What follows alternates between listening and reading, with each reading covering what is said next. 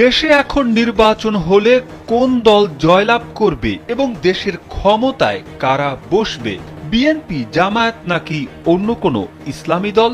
আর ভারতে পলাতক শেখ হাসিনার আওয়ামী লীগের কি কোনো সুযোগ আছে?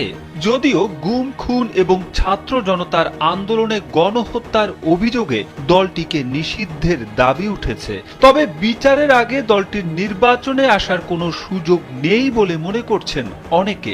সম্প্রতি BRAC institute of governance and development BIGD একটি জরিপ চালিয়েছে।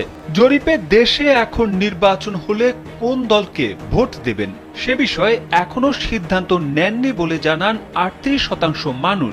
বাকি মানুষের 16% বিএনপিকে, 11% জামায়াত ইসলামীকে এবং 9% ক্ষমতাচ্যুত আওয়ামী লীগকে ভোট দেবেন বলে জানিয়েছেন। এছাড়া 3% মানুষ অন্যান্য ইসলামী দল ও 1% জাতীয় পার্টিকে ভোট দেওয়ার কথা বলেছেন।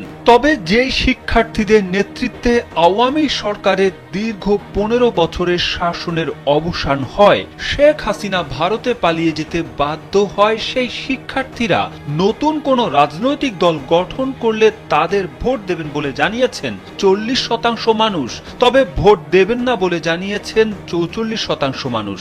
সম্প্রতি রাজধানীর প্রেস ইনস্টিটিউট অব বাংলাদেশ PIB-তে এক অনুষ্ঠানে জরিপের ফলাফল প্রকাশ করা হয়। জরিপে জানতে চাওয়া হয় অন্তর্বর্তী সরকারের নানা কাজের প্রচেষ্টা কেমন, তাতে 100 নম্বরের মধ্যে কত দেবেন। এমন প্রশ্নে 40% মানুষ সরকারকে 81 থেকে 100 নম্বর দিয়েছেন, 61 থেকে 80 নম্বর দিয়েছেন 21%, 41 থেকে 60 নম্বর দিয়েছেন 19% আর 21 থেকে 40 নম্বর দিয়েছেন 7% মানুষ।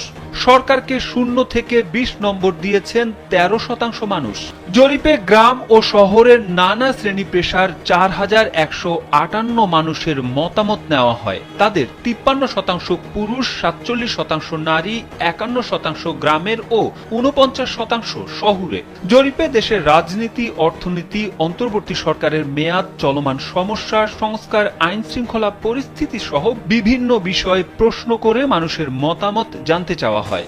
গেল 15 থেকে 31 অক্টোবর পর্যন্ত সময়ে এই জরিপ চালানো হয়। এর আগে গেল সেপ্টেম্বরে BIGDর পালস সার্ভের প্রথম ধাপের ফল প্রকাশ করা হয়েছিল। Desk report BE news.